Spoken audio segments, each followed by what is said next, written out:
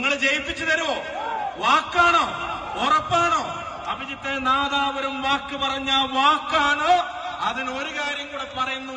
അഭിജിത്ത് തന്നെ ഇവിടെ സൂചിപ്പിച്ചതുപോലെ ഏറ്റവും ടൈറ്റായ ഒരു ഷെഡ്യൂളിൽ നിന്ന് ഇന്ന് നിരവധി കൺവെൻഷനുകൾ, കുഞ്ഞാലിക്കുട്ടി സാഹിബിന്റെ ഉൾപ്പെടെ, ഏറനാട് ഉൾപ്പെടെ, പി കെ നവാസിന്റെ ഉൾപ്പെടെ, മഞ്ചേരി ഉൾപ്പെടെ 2 മാധ്യമങ്ങൾക്ക് അനുവദിച്ച സമയം, ബേപ്പൂർ ഉൾപ്പെടെയുള്ള ഷെഡ്യൂളിൽ 1 ഇഞ്ച് സമയമില്ലാഞ്ഞിട്ട് പോലും ആഴ്ചകൾക്കും മാസങ്ങൾക്കും മുമ്പ് നമ്മൾ വിളിച്ച് ഷെഡ്യൂൾ ചെയ്യാൻ നമുക്കും സമയം കിട്ടാഞ്ഞിട്ട് പോലും നാദാപുരത്തിന്റെ മണ്ണിൽ തങ്ങൾ വരണമെന്ന് നിങ്ങൾക്ക് ഏവർക്കും വേണ്ടി സൂപ്പിക്ക് ഇവിടെ പറഞ്ഞപ്പോ, ബംഗളത്ത് ഇവിടെ പറഞ്ഞപ്പോ, സി കെ പറഞ്ഞപ്പോ, രഘു പറഞ്ഞപ്പോ, ഈ നേതാക്കന്മാർ ഓരോരുത്തരും പറഞ്ഞപ്പോ, ആവോലം പറഞ്ഞപ്പോ ഒരു ഫോൺ കോൾ എടുത്തിട്ട് തങ്ങളെ പറയുന്നതിൽ വിഷമമുണ്ട്, എങ്കിലും ഒന്ന് നാദാപുരത്തേക്ക് വരണമെന്ന് പറഞ്ഞപ്പോ പിന്നെ വരല്ലാതെ എന്താ ചെയ്യല്ലേ എന്ന് ചോദിച്ച് ഇവിടേക്ക് കടന്നു വന്ന പാണക്കാട്ടെ തങ്ങൾ, സാദിഖലി തങ്ങൾ, ആ തങ്ങൾ ഈ നാടിന്റെ തണലാണെന്ന് ആരും മറക്കണ്ടെന്ന് വിനീതമായി ഓർമ്മപ്പെടുത്താൻ ആഗ്രഹിക്കുന്നു.